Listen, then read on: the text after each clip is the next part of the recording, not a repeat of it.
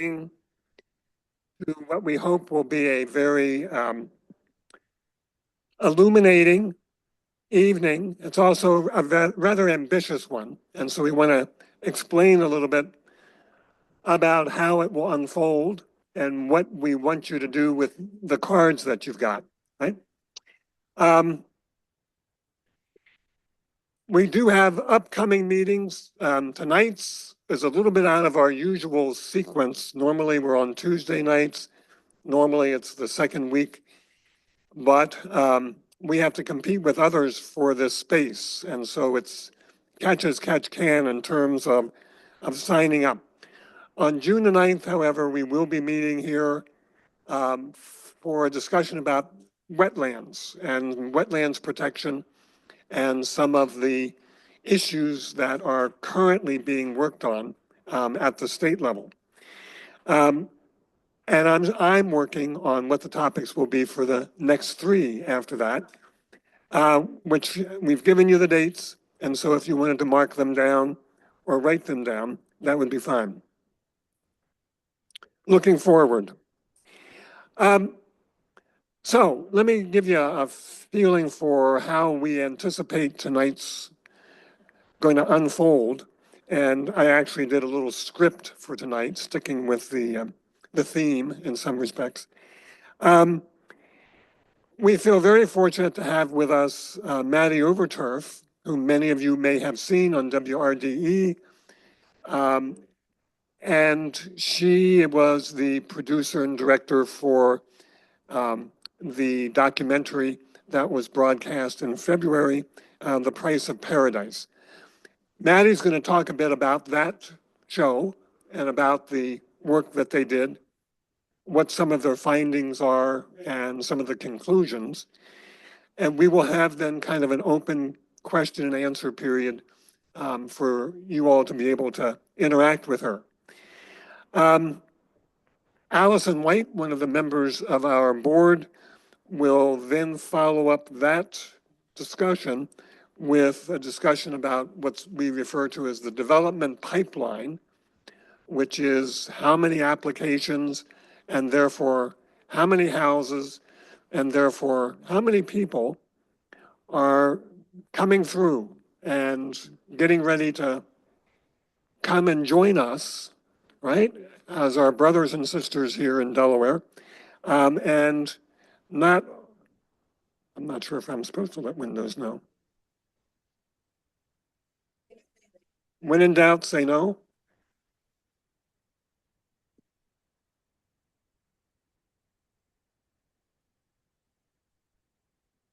The standard answer, right? For 2-year-olds and 79-year-olds. We will then have kind of a general discussion, and that's where your cards and pencils come in. It's going to be your turn to kind of tell us what your principal concerns are. What are you most concerned about in what's going on with Delaware and in relation to growth? We actually gave you the cards and pencils as a way to discourage speeches because, sorry for all those who wanted to speak. And I know we have some candidates in the audience this evening. I'm sorry, but what we hope to do is capture on these flip charts a list of your concerns. And we would like to be able to kind of catalog these and to work with them. And then we will have further discussion about your priorities, what your concerns are this evening. And that's when you can maybe expand a little bit more.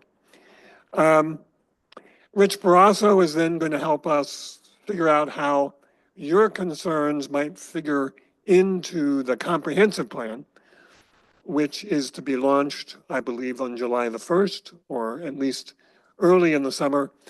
And that comprehensive plan process will be then lasting for quite a while. And it's one of the ways that your issues, your concerns will be addressed. And then finally, we're going to talk a bit about moving from awareness to action. It's one thing to know about problems and to talk about them, but you can also talk problems to death and not do anything about them.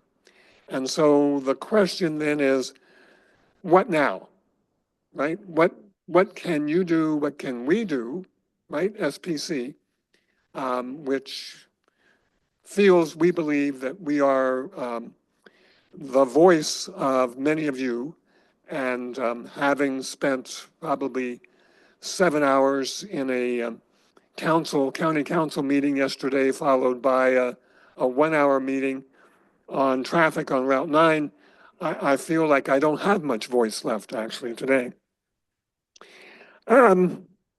So we will wrap up with a discussion of that sort.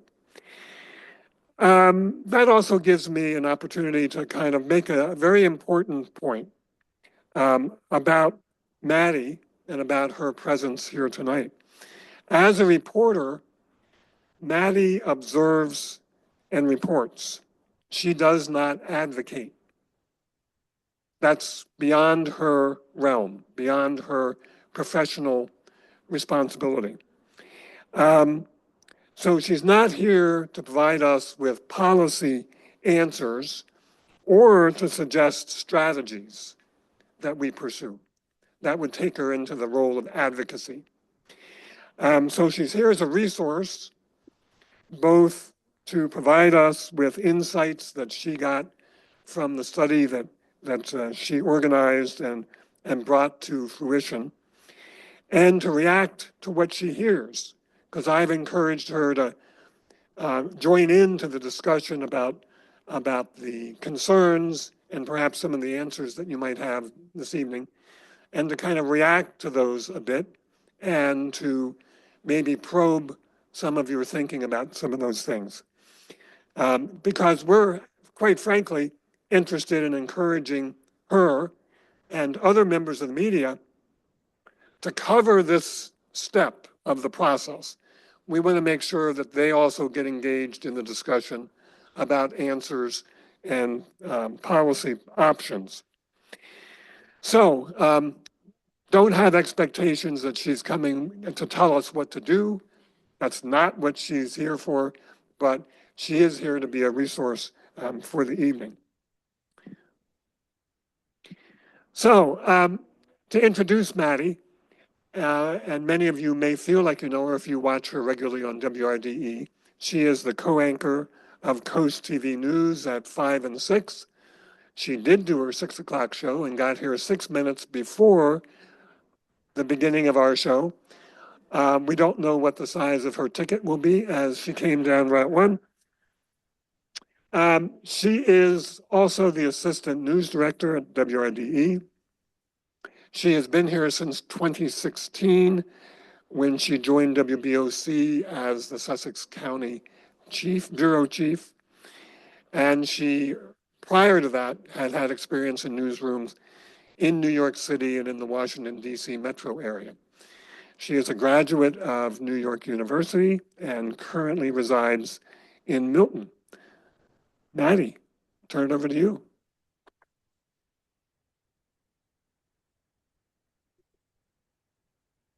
Thank you, Joe. I appreciate that. And thank you for having me here this evening. I didn't really know what to expect when I got an email from Joe, but I think I'm very honored to be here, and I appreciate what he said. And just to really reiterate again, I believe a journalist's job is to be an informer, not an influencer. So I work on facts and findings and speaking with people, and that's what we do. And so I'm happy to answer questions about our reporting. I mean, it was researched for really about a year and lots of conversations, and there's always more to be done. But so first and foremost, that's why I'm here, like Joe said. So I'm looking in the room. Some of you were in the special that aired in February, and I'm assuming many people here watched it. And if you didn't, I just want to, before I show this, briefly just play the very, very, very beginning part, which kind of sets up what we did here. Just very briefly. Oh, if the sound doesn't work, then maybe this idea didn't work out, so we'll see, but I don't know if the sound will play in here or not. If not, then we'll just do it later. I could try. Speakers are? Oh, the video's not, oh. Well, we're not gonna play that then. So if we were anchoring the news, we would say, okay, we're going on to the next story now. So, but essentially, so what the special is about is about the price of paradise is the title of the special. Oh, this whole thing got disconnected. That's interesting. And that in title was very, very, very intentional to us because that's not a bad thing, right? Price of paradise. We get to live here. This is a wonderful place to live. All right, now I would call the tech director because now I don't know what I just did. So I'm just gonna not do that and talk. And that was again very intentional because we didn't want anybody to think we wanted to make it clear that we are not anti-development, we are not anti-growth, we are not anti or pro anything except for the First Amendment, okay? So, yes, thank you. And for informing the public and giving people the information that they can really rely on. And what started this sort of reporting is, to be frank, we were assigned it. We were told, there we go, we got it back. I will just stick with the PowerPoint. So, we were assigned to do a story about growth and development in Sussex County. And one of our former managers said, just make sure it's not stupid because, right. And because we all know roads are bad, right? We just know that. That's just a fact. We know there's a lot of people moving here. We know we're seeing new neighborhoods. We know farmers are selling their land, right? We know all those things are happening. So if that was the end of the special, it would just be stupid because you're like, yeah, duh. I see it every day when I walk outside. So we had to make it make sense why this was happening. And so Zoe Stamen, who is one of our digital directors, she actually made this flow chart. And the draft version of it had lots of notes underneath each one of these. And I took them off so you wouldn't have to see our chicken scratch and working in the newsroom on it. But this was sort of our, what we kind of viewed as our cycle. And it's not because one is more important than the other. It's just that they feed into each other, right? Like, why are the roads bad, if you're going to use that term? Overcrowded, bad traffic, because we have a lot of people on them. They don't feel that bad in February when you're driving, right? And then why do we have so many new people moving here? Well, we know the why. They want to live here. It's wonderful. But like all the people have to live somewhere. Okay, so that's why we see new neighborhoods. Well, where do new neighborhoods come from? Land, because we're not seeing neighborhoods be built on existing commercial property. It's being built on open land, mostly farmland, if not always farmland. And why are farmers selling their land or not selling? And that's a huge part of this. The environmental part of it, we didn't get into that as much because this was supposed to be a 30-minute special and it quickly became an hour-long special, and then it would have been 2 hours. But this was a part of it, and there are more follow-ups to do. Somebody spoke to me a few weeks ago and said, you guys need to do something about climate change and sea level rise, and there's levels of it. And then, of course, future recommendations, which is, again, that's not my role, but there has to be some sort of path forward or this is all going to stay the same, right? And so that's what inspired this is we were told to do a special, don't make it stupid, and then how do you explain it? So each of these components we assigned to a reporter. Christina D. Robertis, one of our anchors, who we miss her, love her so much, but she just moved back to New Jersey to be with family, which is great, but happy, you know, we're always sad to lose them, but happy when it's a happy thing. She spoke with Del Dot, and Del Dot just admitted to her on camera that they can't keep up. They cannot keep up with the pace of development, okay? And then why are people living here? Charlie Sakaitis did that story. And of course, we know why, but let's get the numbers of it exactly. The Delaware Population Consortium, how many people are coming, and the reasons why. And one of the things we found was COVID-19. A lot of people, maybe people in this room, turn your beach house into your full-time house. And another reason is obviously this is a great place to live. We have low tax rate. We have great services. I mean, my parents live in Arlington, Virginia, and every time I go, I'm like, can't wait to come home. Like, I'm ready to be here again. Again, the new neighborhoods, and this was my big chunk. My piece was a majority of this special. And we'll get into that in a second because I think it's the most relevant for the topic of this group. Why are farmers selling? Matt Pensick spoke with farmers, and also in Worcester County, that was a little bit of our special. We didn't get too much into Worcester County and how they handle development because it's very different than Delaware. It's two different states, two different structures, it'd be two different specials. And Worcester County is seeing more growth, and Wycomico is, but it's not quite the same that we're seeing here. And then again, the environment, that one didn't really make it off the cutting room floor in depth. And then the future recommendations, which part of my work was done for me because our new county council has this land use reform working group. Many of you are familiar, I'm sure many of you have been to those meetings. Some people here were on that group. And that was really encouraging to me because when we were given the task of doing this special, we call it a special. You can call it a documentary, whatever you want. We called it the growth special was our like term for it at work. So when we were given the growth special, that hadn't happened yet. The working group had not been even created because we started on the special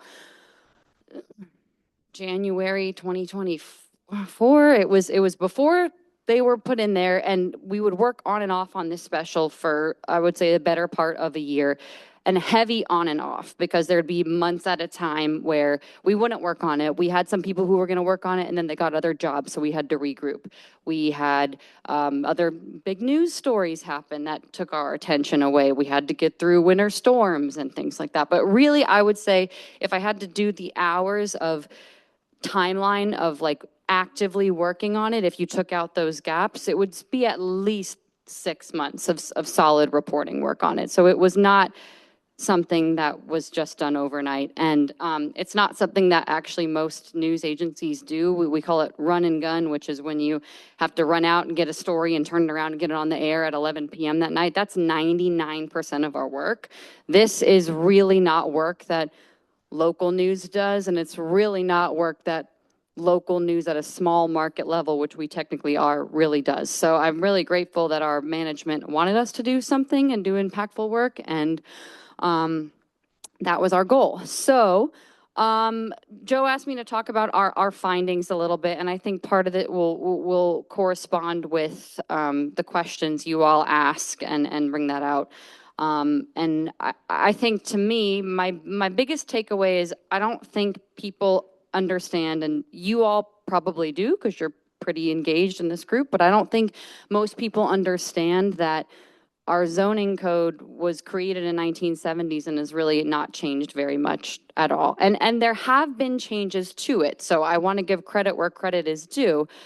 County Administrator Todd Lawson said, we have changed it over time. We've massaged it, and there have been ordinances, and current council yesterday was part of that, right? Eight hours. So there are changes being made and have been made. But by the bulk of it, it's the exact same. And the biggest part of that, in my professional opinion, as reporting, is that the AR1 zoning allows for 2 homes per acre on land. Now, it's not really 2 homes because when you factor in density and setbacks and certain rules, developers told us it's really more like 1.7 on average. But the point is, by and large, 2 homes per acre, right? So I think what people don't understand is that if you shoot down a project and it's already AR1 zone, the developer can immediately just go build homes. So keeping with that simple math, if I had a 50-acre property that I wanted to add, I don't know, a new shopping mall, and that got shot down for a variety of reasons. We're not here to debate good or bad on that. But if that got shot down, that doesn't stay open land unless they choose to keep it that way. The property owner of that AR1 property has the, by right, can build 100 homes on that 50-acre property. And I think that's number one, what people don't understand. People think if something gets turned down, it's not going to become houses. And that's just not a reality. So we also know people are still going to move here. That's not going to stop. We live in a great place, and the world's kind of crazy right now. And I think a lot of people want to get out of big cities and see the ocean and touch grass and have that feeling, right? So more people are going to come here. But where are they going to go, right? And right now, the zoning code, by and large, allows for that. Another thing, I think, again, the 1970s, a lot's changed since 1970, right? The speed of technology, the speed of building houses. You can build a house now pretty quickly. I'm not a developer, but I know you can build it within a matter of weeks, if not months. That wasn't the way it was in the 70s. So that's another part of this, I think, component. What we found is that what you allow will become, that's what it's going to be. There's nothing you can legally do to stop that. And to be fair, nobody wants to get set up for lawsuits whatsoever. And there are laws for a reason. I can't just say, oh, I don't want that. Okay, yeah, but if I own that property, I'm allowed to have property rights with that too. So that's a big part of that discussion. So Joe asked me to talk about our findings. That was, I think, the biggest one was the age of the zoning code, and really, again, getting out there that things will be built on if it is zoned AR1. I have yet to see, and please tell me if anyone knows otherwise, I have yet to see something that's been shot down or not rezoned and stay open land. I mean, we gave 3 examples in our special Overbrook Town Center, which is now going to be the Seaside Development, which was at Planning and Zoning today. The Midway Fitness Gym, some of us remember that. That was 2016 or 2017, now is Catching Cove. And we gave a 3rd example. Oh, we talked about Atlantic Fields, and that's still kind of ongoing. But the point is, don't expect a soybean field to stay a soybean field. It's just not going to. Another thing that we also discovered is the numbers. The state, how do I say this? How did I say it in the special? The county is required to use data from the state, and that is a legal requirement. The county can't say, oh, I'm going to get my own person to do a population study. They are legally required to use data from the Delaware Population Consortium, which is a state program. We cross-checked data with the Delaware Population Consortium and the US Census, and they don't match. They don't match. And so I'm not here to say that the census was right and the Delaware Population Consortium was wrong. I'm just here to say they don't match. And if your data doesn't align, how can you make an informed decision? How can you make the most accurate decision? But you are legally required to use that metric. So when the new people moving here, that's a part of that discussion too, is that every single estimate on a traffic study, on a school capacity, it's all based on those numbers, and we just found those numbers are not accurate. That's a fact there. Another fact we found is that the state and the county's maps for growth don't match. You can layer them on top of each other and they don't match. It's just a fact. There was a hospital being built in Millsboro now that wasn't on the state strategies plan. It was acted like it didn't exist when that's literally being built right now off 113. And in the eyes of the state on paper, that is like rural, don't developed land, but there's going to be a major hospital there. So make that make sense. Those were things that we found. And so it was a lot of things that I think there's a lot of parts of it that people are required to use certain metrics, and that's the law. You have laws for a reason. But if the things aren't aligning, things like that, if the state and the county's data is not the same, and then let's talk about DelDOT does the roads, the county handles land use development, but the state has a role in all of that too. Those are all these different agencies, and they're not aligning. And that's what we observed through this special. And I really believe in my heart that, and maybe it's because I'm an eternal optimist, but I believe that everybody wants the best. I don't think anyone's there being like, oh, we're not going to have the right data. No, I think people want it all to be great, but the system is not set up to work that way. And number one, the roads don't align with the speed of development. And that's not county's fault. That's not DelDOT's fault. It's just a fact. It's just a fact. And they don't align in that way. So how can you work around that? DelDOT has admitted they're slow, they can't keep up, but DelDOT has to go off metrics, what I just mentioned with population. They also have to go off of certain rules. It's just a system that's really, really, really complicated. And we tried to boil it down in 60 minutes, and there's way more. We could do a whole other hour special, especially in regards to the state, because the state is just released its new state strategies map, or state strategies plan from last year. And that will be a whole other level of the state investment in this area and land that the state has viewed as rural when it's maybe not necessarily. So overall, we all know this is all happening, but what can actually be done to change it, right? And that's kind of how we ended the special with, and awareness without action, things are going to stay the same. That was the line we ended it with. Again, I'm not going to tell you what that action should be, but none of that will change if things stay the way they are at the exact moment with anything, right? If you don't change anything, you allow everything and anything in your life, not just this topic. So that was kind of what we found. Those were the biggest takeaways, I would say. I would also say the biggest thing we found is that people all really want to be here. Like I keep saying that, but I can't say that enough because we're not. I mean, I got an email from a lady the day after the special aired. She clearly didn't watch it. She literally wrote an email and was like, I can't believe you're against me moving here. And I wrote her back and I was like, where did you get that from? She didn't write me back, but you know, but everybody we spoke with, every single person loves it here, and every single person wants to be a part of the solution and not a problem. And I don't even want to use the word problem because I'm not saying it's a negative thing. It's just a fact. You could have the best cake in the world, but if you put it in a pan that's too small, it's going to fall apart, right? So everybody was wanting this. I think farmers too, one takeaway they wanted us to hear is that they really, really want to farm. They're very proud of their farming legacy, but it's very difficult financially.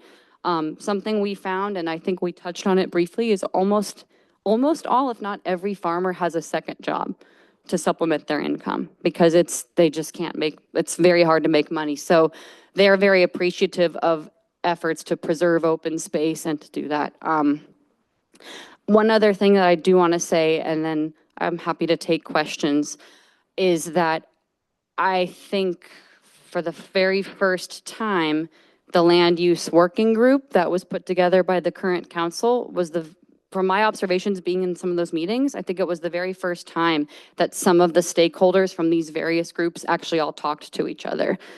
And I found that very encouraging actually, because again, I sat in that room and you have people who are total different, you know, industries and opinions on things. You have DelDOT, you have a home builder, you have environmentalists, you have that. And they all listened to each other and they talked and they came up with recommendations to try to help and to hear each other out. Now, it doesn't mean that everyone gets along and it's kumbaya the whole time, but certainly, yeah, Jill's shaking her head like, oh no, I know, I was in it. I was on that. But in general, that I think was the first time that agencies from all that different parts of this wheel were all hearing each other for the first time. So that is happening. I mean, the land use group is done, but you know, we're going through that. That's kind of the moving forward part of it that I see as a reporter. And I would say as a reporter, and my next follow-up would be on this is, okay, so what about the state? So we talk a lot about local, but there is a role in the state, and we're a small state. Everyone likes to say we're a state of neighbors, right? We're a small state, but each county does things so differently, very, very differently. But there is a state oversight in each county, and what are they doing in this next phase of development and growth, which is part of what I think Rich is going to talk about later. So that's was our findings. There's more to it. If you would like to watch the special, it's on our website. It's coasttv.com/growth, GROWTH. And we just were hoping to put together something that, again, to quote our old manager, wasn't stupid, and that at least would just show an accurate depiction of where we are and how we got there and how it all relates together. So I'm happy to answer any questions. Sure.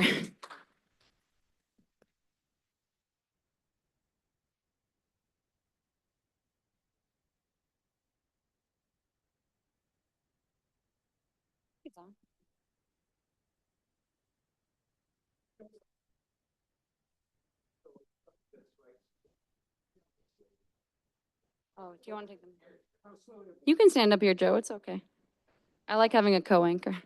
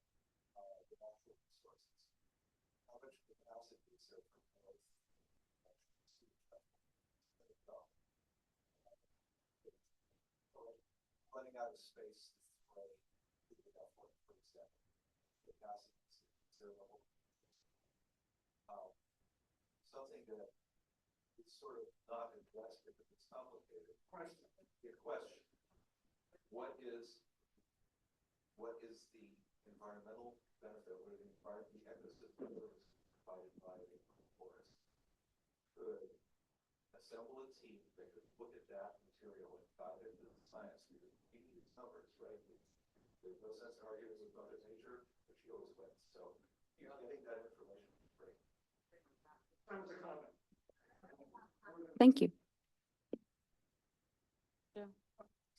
We have some hands up over here too. Okay.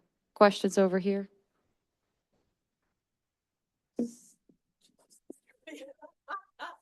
So the thing is, can you hear me now?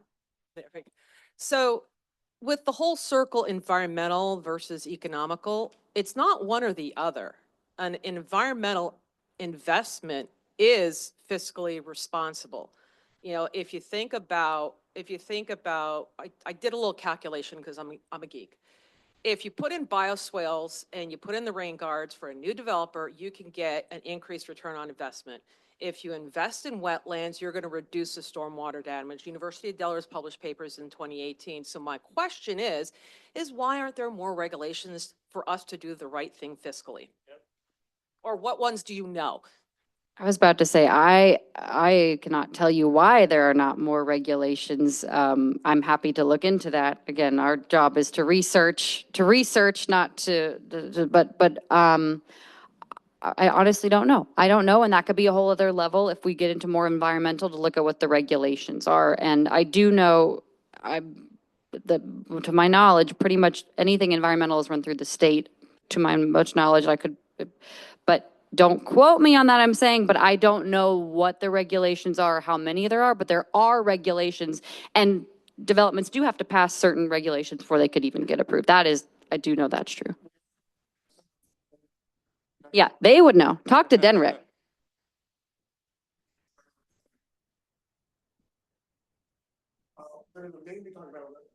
But we can push, right? Hi, Maddie. Thanks so much for doing that special. It was illuminating and informative. My question pertains to your interviewees.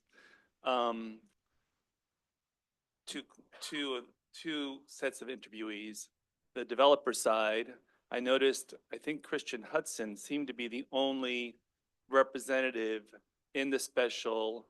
I was wondering, did others refuse to talk with you, whether it was an individual developer or somebody who was part of an association, representative of an association? And the second question about the interviewees is, I just noticed as I watched the special, none of the ordinary citizens made reference to the environmental impact of all this growth, all that's going on. They didn't mention the loss of habitat or the clear cutting of forests or what's happening to the eagles and the deer, and or did some of them mention it and it just, like you said earlier, kind of ended up on the cutting room floor for this special? Thank you. Those are good questions. To answer your second one,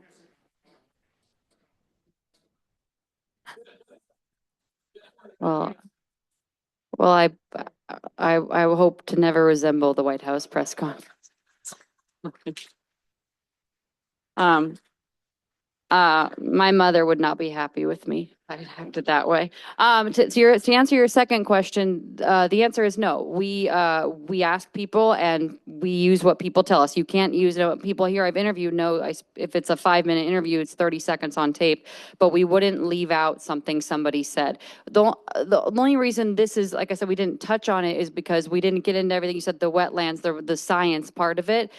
We couldn't get into that for this part of the special and the depth of basically what is causing the growth. That's kind of a subset of it. So, but no, we asked people what they thought and we said what they thought. And most people honestly said doctors and healthcare and roads. Roads were number one. Roads were the number one things people said. Doctors and healthcare and schools, those were other components that we know are all happening there. But why we didn't dig into those as much is because it was like, okay, well, I have to wait a long time to get a doctor's appointment. Well, why? Well, we don't have enough doctors. That's it. And why?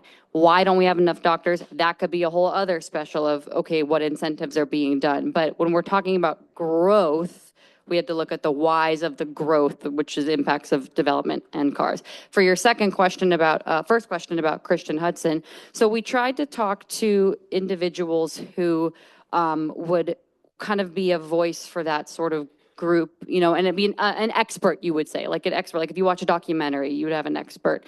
We spoke with Christian because he is very knowledgeable about commercial development specifically, and that was a part of this. We covered, obviously, land use reform meetings, and I would say that most things that he said, other developers that I'm aware of would know that. I don't know if they would want to be in that special or not, but we don't have time to put a million people. Like we couldn't interview, we interviewed Todd Lawson to be the voice of the county. I couldn't interview all 5 county council members because then it would be a 30-minute, 3-hour-long special, right? So you have to kind of pick one person who can kind of be that voice and see if their findings back up with what you're hearing from other people. And of course, not everyone's going to agree with everything that is said, and that's everyone's right to have an opinion about that. Does that answer your question? Kind of, okay.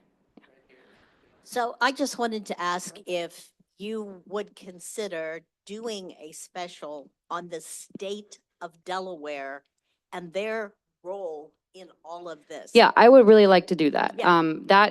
That's kind of my next priority. And like I said, that was one voice that we didn't get in this special. I'm not going to say who, but there was a relevant state person who we really pressed for an interview and never got through to it. And at a certain point, you have to make your deadline. You have to do your story, right? So that was my biggest takeaway the second we finished it. As I said, that is important to me. And that's why I mentioned, especially because our state is it's an interesting state. We only have 3 counties. We're very small, and each county handles things very differently. So I would like to see the state's role, especially this year with them just finishing their 2025 state strategy spending plan and now going into the comprehensive plan, which is a state edict. But the answer is yes. Hi, Maddie. Yeah. Hi. I was at a meeting on Monday night with Del Dot, and they brought up that this year from January 1st till Sunday, which I think was the 18th or 17th, they were up 20% in traffic fatalities. Right, yeah, we've Yeah, reported that. Oh, you have? Okay. I asked them, can you break it out? Is it older people? I mean, a lot of accidents down here, older people, speeding, drunken driving, possibly their marijuana being legalized, which is hard because they don't have the testing properly. But my question is another thing, and it does touch environmental. And say hi to Robbie for me, because your wedding at Fort Myers was fantastic. I was there with Thank your you. parents. But anyway, that environmentally, we have to do something on the line item. This is the only state that I've owned property and doesn't have it. Line item for open space and the line item for EMS and fire department. And Yeah. your husband volunteers here too, besides having another full-time job. And I know myself, I don't know how many other people know that. I appreciate that. But that's something that you should center on also. That is an environmental aspect also.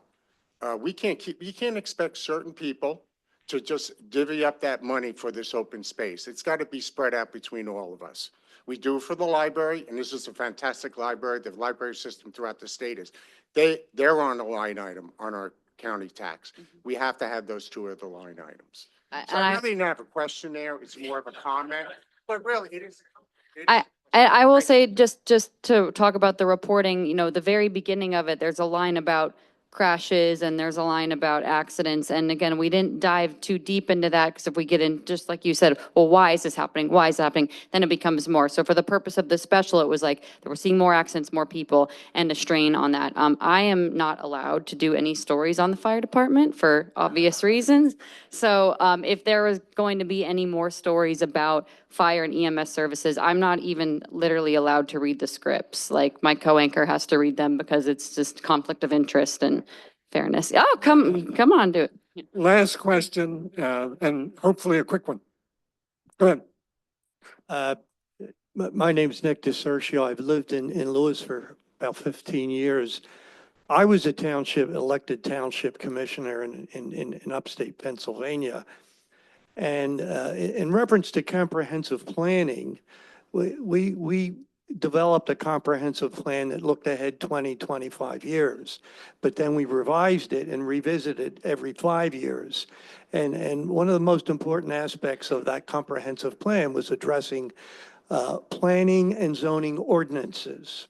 And every part of the county, and I served on the county commission, every part of the county, all the land was designated in a long-range plan, was designated for certain purposes, with the idea of making sure that everyone was satisfied.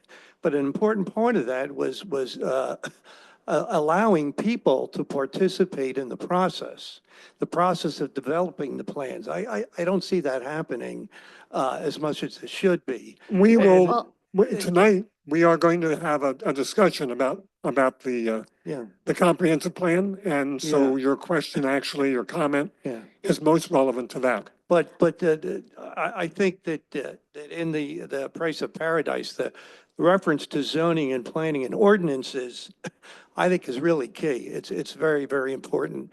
But I there's a second aspect that is certainly important, but not as important as the first, and that's the quality of life in this region. And there are elements that contribute to the quality of life. And I'd like to see those listed, and I'd like to see people vote on them. We'll have a chance in a few minutes. Well, and I'll just briefly to say, actually, Todd Lawson did say on tape, and we have it in the special, that where we're seeing the growth right now in the coastal area was from feedback from the 2018 workshops on the comprehensive plan. So Todd said, look, you could watch him say it on camera. He said, we created this based on feedback we got from the public. And in 2018, that part of the map is where people wanted to see growth. And Todd said, now people are saying, hold on, it's too much. So Todd said, as we go into this next process, you have to really look at that. So that the comprehensive plan that shaped some of the growth that led to this special came from public feedback and workshops. And one thing I'll say to talk about ordinances, I've covered the county council for 10 years now, and I'm like the only reporter that usually Chip Guy, who's the county executive, calls and says, I know you know what you're talking about. So, but there's multiple opportunities for public comment. Every ordinance by law has to go through one public hearing, planning and zoning, and then go to county council and have another public hearing, right, Jane? Yes, right. So there's ample opportunity for public comment for any ordinance, and that's also one of the reasons why some of the recommendations have taken longer than maybe people would like, because they legally have to go through a process, and there's already, I believe the number we were given was like 5 years of projects on the books. So like, it's a huge backlog. So there is public comment opportunities. And actually, I think the county has a really good land use docket website. I use it every day for my reporting. And if you go look at it, you can look at it and see comments and see all the documents. So they're that's what we actually use for a lot of stories on that. So, but ordinances by law have to go through 2 public hearings, planning and zoning, county council, and then, so it's a long drawn out process for that. We with are public going to comment. move on to our next stage here, and Allison Waite's going to come up and talk about what is currently in the development pipeline. So, Allison?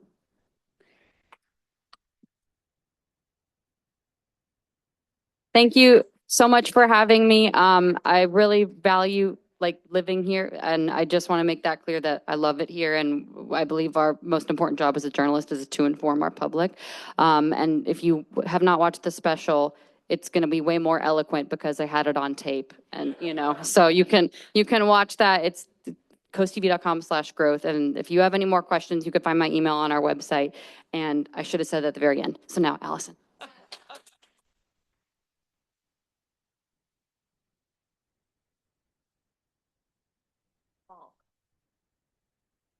Okay.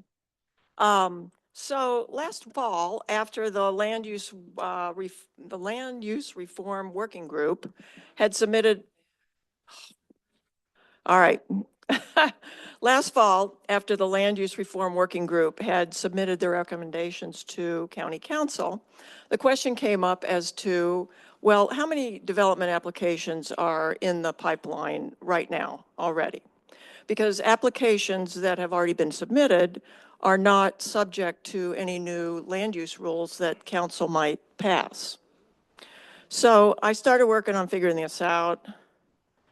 And by looking through the state preliminary land use service, the PLUS database, and the county land use application docket. As you may know, applications for major developments of 50 homes or more have to go through a PLUS review. So the PLUS database gives us an early indication of applications that are coming into the pipeline. Minor developments can go directly to planning and zoning. A land use application docket is where you can see the applications that are being reviewed by either P&Z or county council. So I wanted to say a word about the criteria that I used to classify an application being in the pipeline. The earliest an application can enter the pipeline is by a PLUS board review. So that's the input end of the pipe. And then I defined the outflow and as developments that have been approved, but have no houses built yet. Once I find out that they've got the first house built, I take it out of the data set. So some numbers. In November of last year, I found 54 development applications moving through the pipeline, supplying a total of 14,010 new homes. Using the local US census multiplier of 2.38 persons per household, those 54 developments, if they all get built, could add 33,344 people to the Sussex County population. Now, they might not all be new residents. They might be just changing houses, moving to a different house. So, maybe a more precise wording would be potential new residents. That was last November. Earlier in May, I looked to see how many applications are in the pipeline now. I found 63, and that's 9 more than in November. So these 63 applications would supply a total of 16,563 homes and potentially 39,420 new residents. So these are snapshots in time. So I think the takeaway here is that the number of applications being considered and the homes that they would deliver have increased by about 18% in just the last 6 months. And with, of course, a corresponding increase in potential new residents. So the pipeline is getting fuller. If this rate of increase continues, and that's the last line in that chart, in 6 months, we can expect there to be 80 applications and 9,544 housing units in the pipeline, potentially bringing 46,515 new residents to Sussex County. So that's that. And then I have this last chart that just shows how, and actually we have a map that we wanted to hold up. This last chart shows the way that the housing units in the pipeline today. Yes, yes. How they're distributed across the district. So, I should have written that down. It's like 271 something. And also another thing I wanted to say was that 2.38 multiplier that I used to get those population numbers, that's the US Census number. The Delaware Population Consortium uses a bigger number, the 2.5 something.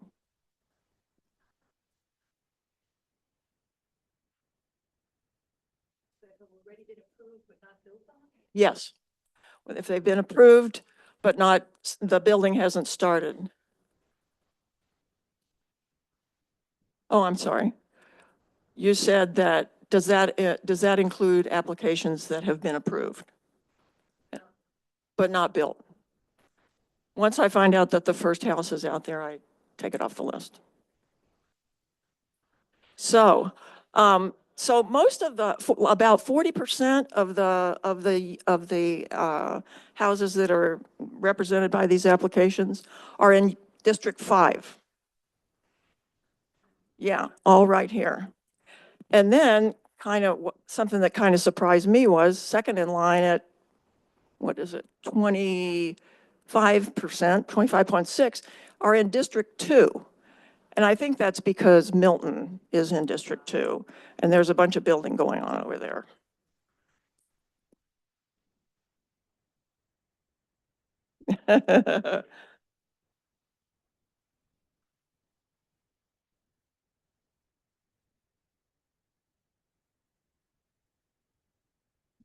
District 3, which is this coastal region here, that has the next highest percentage. And then down here, excuse me, where Fenwick Island and Bethany Beach and actually like Roxana and Frankfurt, that's fourth in line. And then District 1, which is where Seaford and all the way over here, they only have one development in the pipeline.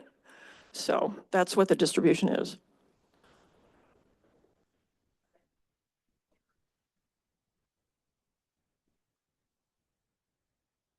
Does it include incorporated towns?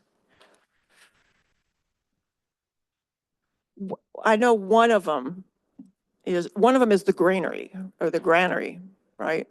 And that's in a, yeah, I don't have all of them, right? Because I don't, I got this stuff out of the land use docket, and not all of that kind of stuff is in there, so. I hate to do so, but I'm gonna have the hook here, and if Allison will hang around a little while, if you want to ask her questions. But thank you, Allison. This is very detailed work. Thank you. Okay, now I need my scribes up front here. This is your time to give us some feedback on your cards, right? This is why the cards come in.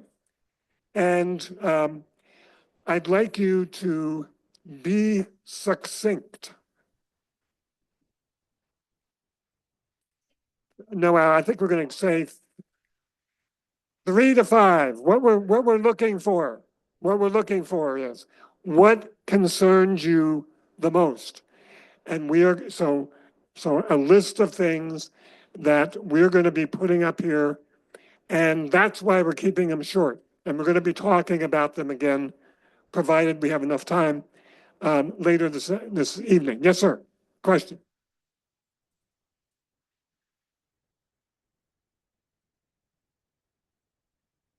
Saltwater intrusion. in the freshwater aquifer. All right, that's a good example, right? Nice, succinct. Oh, I'm sorry. How many other people had this on their list? 1, 2, 3, 4. Okay. Yes, ma'am. Sufficient wildlife corridors. Sufficient wildlife corridors. All right. How many other people had that? 1, 2, 3, 4, 5, 6, 7, 8, 9, 10, 11, 12.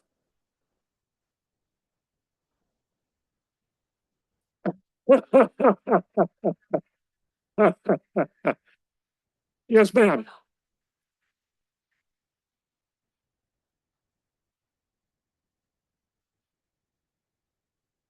Protection, protection of open spaces, wetlands, forest. She's got a whole long list. And those are all separate too, right? So, wetlands, forest. And she wants to add wildlife. So she gets a whole long list. How many people had those on their list? Lots of people. 1, 2, 3, 4, 5, 6, 7, 8, 9, 10, 11, 12, 13, 14, 15, 16, 17, 18, 19, 20, 21, 22, 23, 24, 25, 26. 26.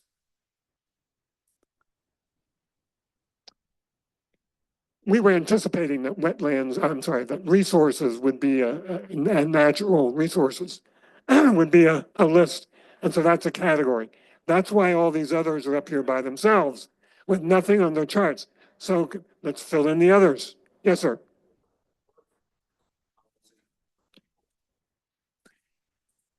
Workforce housing. And how many other people had that? Workforce housing. 1, 2, 3, 4, 5, 6, 7, 8, 9, 10, 11, 12, 13, 14, 15, 16.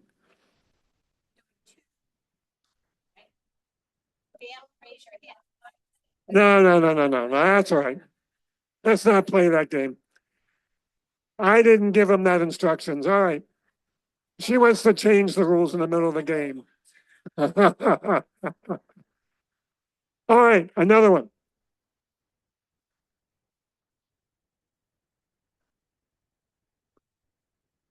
Okay, HOAs compatible solutions. HOA compatible solutions. Right? How many people added that? 1, 2, 3. The hell with the HOAs, right? 3. Oh, 4.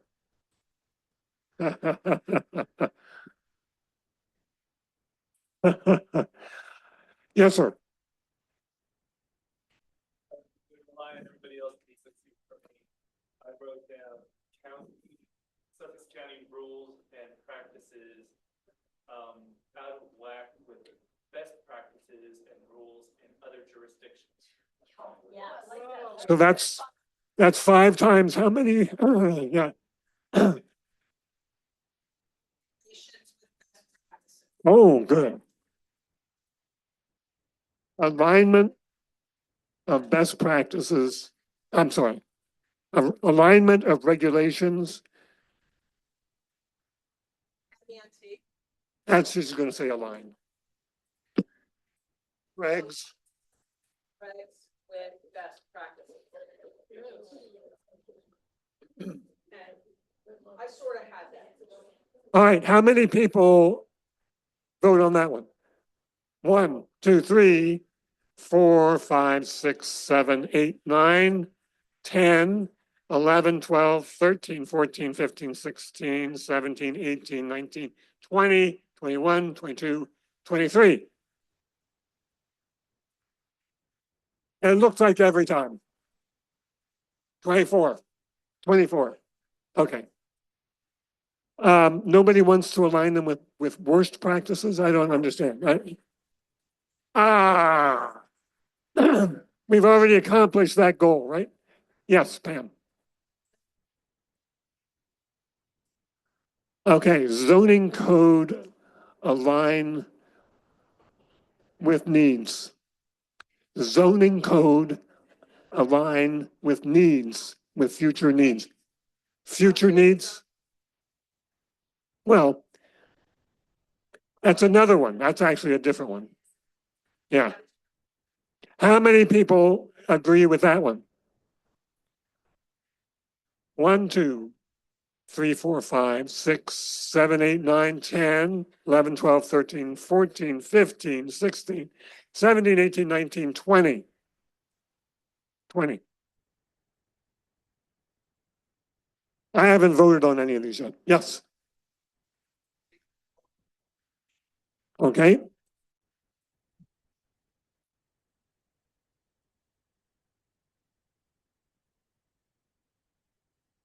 Lack of state and county local coordination. Lack of coordination. State and local. Okay. Yes, sir. Oh, I'm sorry. Hands up, count. 1, 2, 3, 4, 5, 6, 7, 8, 9, 10, 11, 12, 13, 14, 15, 16, 17, 18, 19, 20, 21, 22, 23, 24, 25, 26, 27, 28. We have a winner. 28, 29.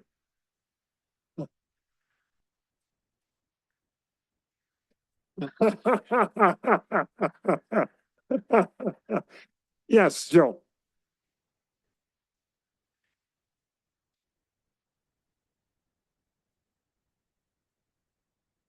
Infrastructure capacity. Infrastructure capacity. Anybody here believe that? No. 1, 2, 3, 4, 5, 6, 7, 8, 9, 10, 11, 12, 13, 14, 15, 16, 17, 18, 19, 20, 21, 22. Oh, we're going to 23, 24, 25, 26, 27, 28, 29, 30, 31, 32, 3, 34, 35, 36, 37, 38, 39, 40, 41, 42, 43. Yeah.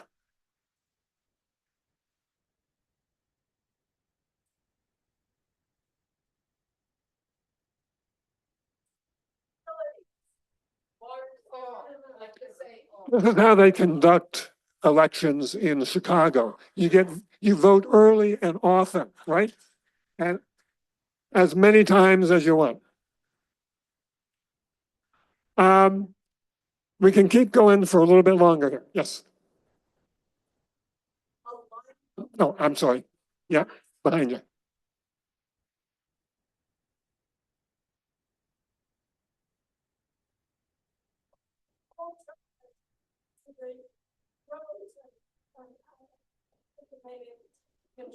Okay, lack of interconnectivity among developments, right? Lack of interconnectivity. Yeah, lack of interconnectivity. Yeah. Anybody, lack of interconnectivity between developments? I knew that wasn't going to be real popular. 1, 2, 3, 4, 5, 6, 7. Lack of interconnectivity. Yeah, a lot of developments are, that's controversial.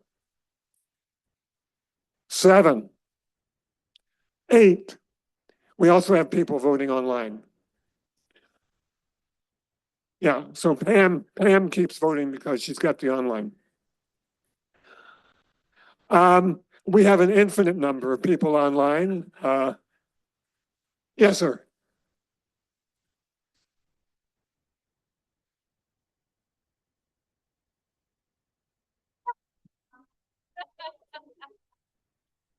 Larger zoning signs.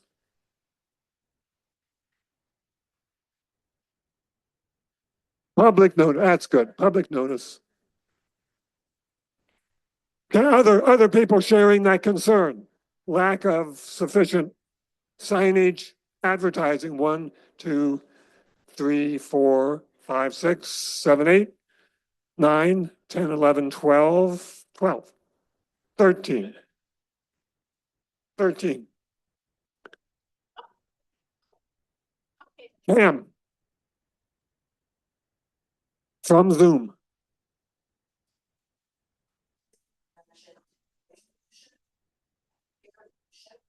Noise pollution, air pollution.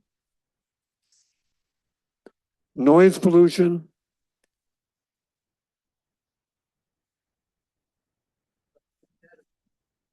And safety.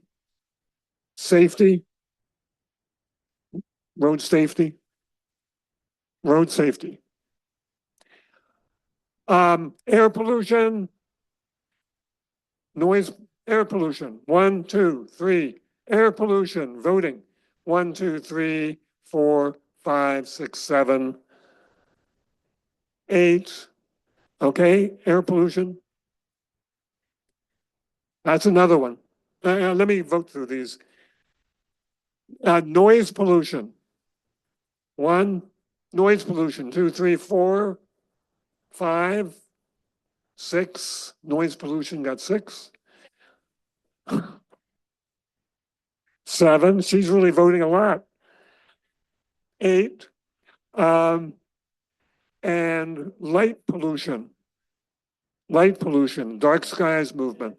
1, 2, 3, 4, 5, 6, 7, 8, 9, 10, 11, 12, 13, 14, 15, 16, 17, 18. Just automatically add 1 every time. All right. Anything else that we haven't mentioned that we need to? Jim?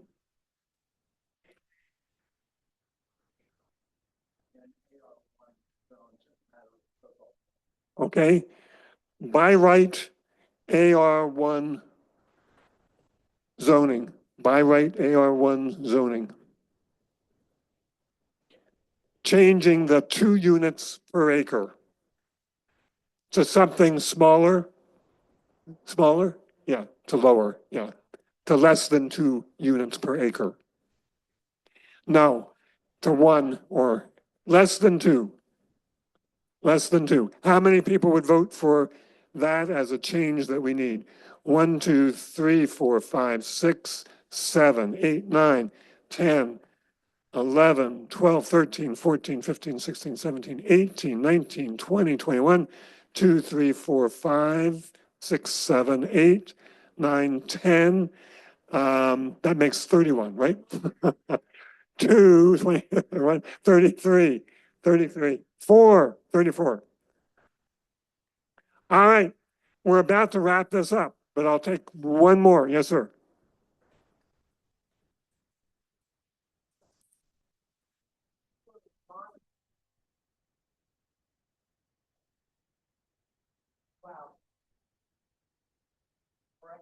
Which disparities?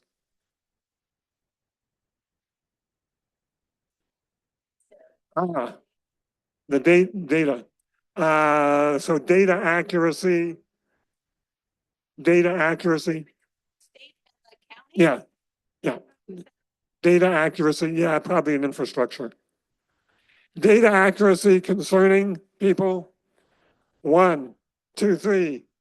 Better coordination. 1, 2, 3, 4, 5, 6, 7, 8, 9, 10, 11, 12, 13, 14, 15, 16, 17, 18, 19, 20, 1, 2, 3, 24, 25, 6, 7, 8, 9, 10, it's 35, 35, 36. All right. So let's step back for just a minute and think about these lists. All right. Maddie, do you have any reflections on this list? Is this a list similar to the ones that you heard while you were doing your reporting? Does it go further? Does it go off into different directions?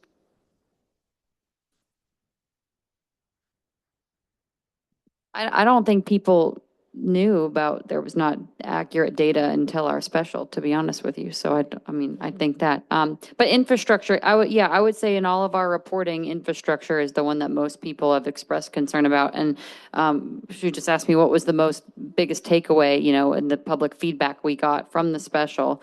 And I would say the number one thing people said is like just education and awareness of how things happen. But bigger thing people say, like, what are we going to do about the roads and infrastructure? That's, I think, what most people had expressed. Does that answer your question? Okay. You know, anything more that we need to talk about? I have a feeling this isn't working. Is that right? Is it? Okay. The only thing I would just say is that a lot of times people feel like they have a lot of feelings and then if you don't express it through the proper government channel, it's like talking into the void, you know? So people who have opinions on these things, and we have people who call us with news tips and say, do a story on this. And I'll say, okay, well, will you talk about it with me? Well, no. Well, then we're not going to do the story, you know? So I would just say with any comments, a comment has to become constructive for it to actually make a difference, I think. Okay. Rich, how does all this line up with a comprehensive plan? Why don't you come up and talk about that?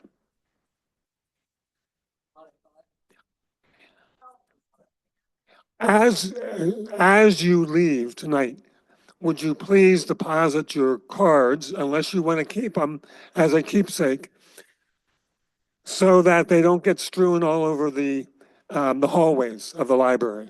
All right. Well, the pencils are something valuable. They have an eraser, and you might want to keep those, right? All right, Rich, where are you? Good evening. You know, I thought I was going to be clever and draw a metaphor between what we just experienced and the comprehensive plan. And I was surprised because you kind of stole my thunder. I have a cold, and my symptoms are my ears ache, I'm losing my voice, I have a runny nose, I can't sleep at night. All of those are symptoms, right? And I really expected to hear a lot of symptoms tonight relative to what's wrong. SPC has spent a fair amount of time trying to understand what the underlying issues are in the county. And we came up with a number of them. If you can put that slide up, Pam. Yes. Next. There's 3 slides. Okay, so I was pleased when I heard some of the things that were said tonight because for the most part, you nailed it on some of these.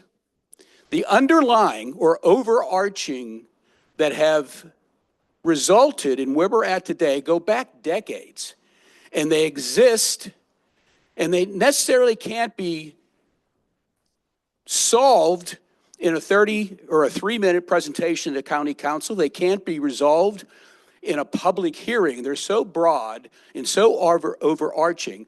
It takes something like the comprehensive plan to work and to identify what these issues are. Now, let's take a real quick run through the list. We continue to get migration from into Delaware. There is no organic growth in Delaware. Deaths and births cancel each other out. All of the growth's coming from migration. A lot of the 7 million people who visit here each year, over the years, liked it so much they decided to come here permanently. And it's not going to change. Growth is outpacing infrastructure capacity, environmental systems, community services, all of which you touched upon tonight. That's been with us, it's here today, and it will continue to be. It's a matter of what we do to change it. Heavy reliance and dependence on real estate transfer tax. Over 35% of the revenue the county collects is from real estate transfer tax. Every single rooftop that comes in makes a contribution. Few, if any, jurisdictions rely that much on a real estate transfer tax. I refer to it, and excuse the expression, it's a needle in the arm that's very difficult to pull out. Private property rights rhetoric remains highly influential in county governance and land use decisions. And if you really want to understand what that's all about, review the audio tape from yesterday's public hearing, right? Where the farm community turned out and said, any effort to take away clusters in the rural area is downzoning. And we're entitled to the most density that we could possibly get if a developer want to come along and buy our property. Listen to that. They came out in full force. And again, they have their rights, but when individual property rights supersedes community rights, then it creates the potential for problems. The next one is outdated land use codes, and you touched upon that. Back in 1970, primarily the ag community decided we want to keep the county rural. And the best way to do that is that we'll allow density of 2 units per acre, and really thought that would maintain the rural character of the county. And over time, whether it was Hurricane Sandy that forced a lot of people from the Northeast to no longer visit the shores of New Jersey, they came to Delaware. COVID had a lot to do with that. But again, this is a wonderful place. People want to live here. And there's so many reasons beyond just our beaches and our other waterways. And lastly, and this was touched upon as well, the tension between home rule and state advisory rule. Again, Delaware Code enables the municipalities in the counties to make all land use decisions. State is only advisory. So we think that captures the overarching factors that have been with us. And unless they're dealt with from that perspective, there's probably little that's going to change. Fortunately, the comprehensive plan is that mechanism to address some of these things. Real quick, Pam, the slide on the comprehensive plan. Go back one. These are the elements that'll be in the comprehensive plan. Everything we talked about tonight fits into one of those elements. There is a 3-page document that the state has prepared that requires the county or a municipality like a Milton what they have to put into their comprehensive plan. And that 3-page document will be on our website. And then the last slide, in the effort of time, and I reviewed this several weeks ago. Comprehensive plan is a 22-month process. There will be ample, I think Nick had left, but there will be ample opportunities for public participation. There will be stakeholder groups, and if you have special skills and want to become a stakeholder in one of these groups, we'd love to hear about it, and we will campaign to get your talents in one of those stakeholder groups. I'm not going to go through that in any detail, but I think the last box at the bottom of the slide, I think, says it all. A comprehensive plan expresses a community's values and preferences. It is the foundation for developmental decisions, laws, regulations, and policies. It reflects a community's desired future. That's why you have to be involved in this process. SPC will do everything it can by attending all of the sessions and communicating what we're hearing. But we also want to make sure that if we have opportunity to share your thoughts, that we know what they are so that we can represent you during the comprehensive plan process. Joe, I'm going to turn it back over to you. Okay. Well, you still have some voice. All right. I hope that this has been useful as an exercise to show a couple of things. There's actually quite a bit of agreement in this group about what priorities there are and things that are important to you. That helps us as we go out and attend these meetings and speak for our membership. We're not a member organization. We refer to our supporters as though you are members. And there are now 4,300, 4,300 approximately on our email list. So there are a lot of people who over time have chosen to receive our blasts, our email communications with you. We've actually been very careful not to send out very many emails. I know that I spend a good hour a day deleting things out of my inbox, my email box, right? Kind of glancing at a few of them and deleting them very quickly. We probably are going to pick up in our communications with you.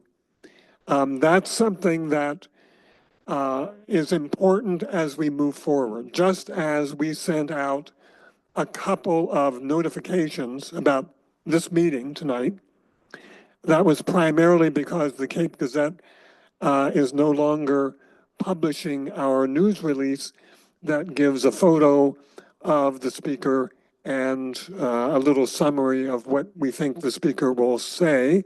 This time we got 2 paragraphs. Not that I was counting the words, but I can get close to that.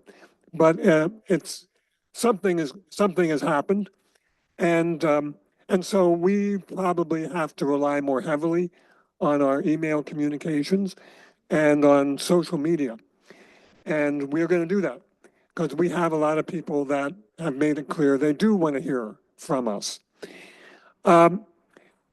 We also communicated with you about yesterday's hearings before County Council and encouraged people to write, to submit comments if you were so moved. And we tried to give you ways to get more information about the issues, but also to summarize the key points of the things that we were saying yesterday.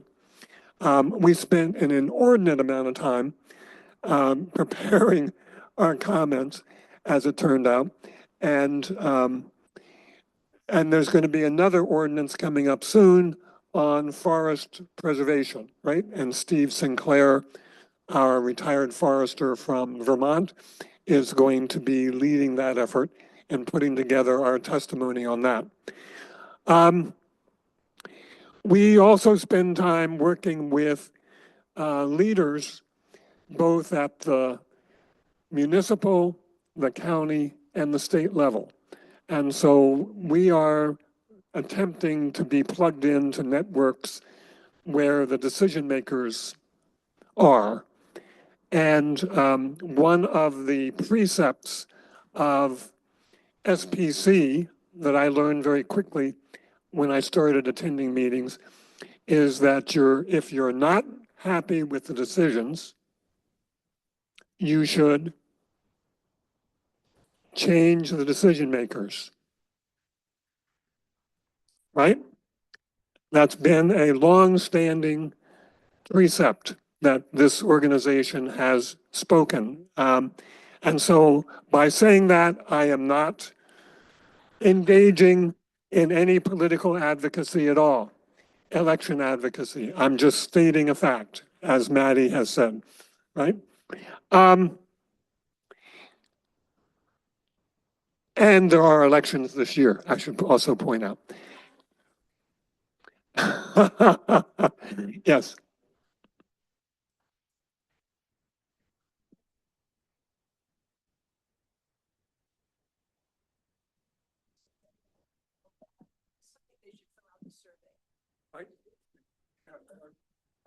There's a U.S. Master Plan survey posted on the Del.Dot website, and they're really soliciting comments. So if you care about development on US 9 and contributing roads to US 9, please go to their website and fill out the survey. There was a public workshop last night at Cheer in Georgetown, and they really were stressing people to fill out the survey. Good. So I think we outnumber some developers at least. And so we have an opportunity to perhaps help shape the development along US 9. So the comprehensive plan is one area that we are going to be active in, and then will have opportunities to be involved. We also are engaged in the US 9 area study plan, the US 9 planning area, I think is the technical term, where they're dealing with creating a comprehensive plan for what the future of US 9 will be, how residential, how commercial, where. All of that's going to be decided by that group, and it's going to be folded in to the county's comprehensive plan. So we try to monitor these things and get engaged in them. And we would welcome anyone to also join us in that. Maddie, do you have any final words that you'd like to say to this group? Well, the comprehensive plan, we did touch on in the special, the comprehensive plan is a reference guide for the county, but it does not have the force of law. It's a reference point. The force of law is the future land use map, which is within the comprehensive plan. So if it's on the future land use map, that is what legally is the force of law. And that's when, if there's any major rezoning that changes the future land use map, that will be a big part of that. So the comp plan is key for the future land use map, which is the force of law, but you have to give feedback on the comp plan to change the comp plan. One other thing about the comp plan though is it was created it's every 10 years, and the county can choose to review it every 5 years, and they chose not to last time. 2018 was when that's 2018, that was a while ago, okay? 2018, the county submitted a report that said, we think we're meeting our standards, rubber stamp, we're not going to change it. So there can be a 5-year opportunity for that. There is legally required every 10 years. And so that's what this is. And if it does change the land use map from that, that will change that. And that will go out to, I believe, 2055, because it's a 2045 land use map right now, which, yeah, yes. Stand up here. Stay up here. So I'd like everyone to please thank Maddie for spending the evening with us.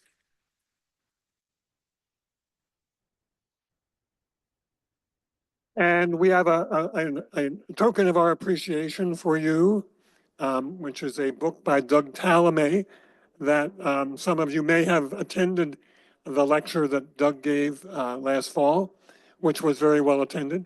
And we thank you very much for spending the evening with us. Thank you. Thank you all very much. We hope to see you on June the 9th.